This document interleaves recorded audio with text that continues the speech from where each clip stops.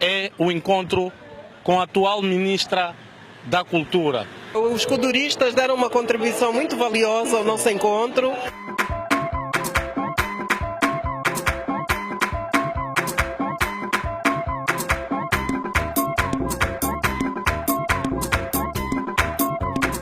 É sabido de que o estilo kuduro é o estilo das massas. Nós, noutrora, cantamos nos céus. É bem notório que aceleraram mais a rotação do kuduro.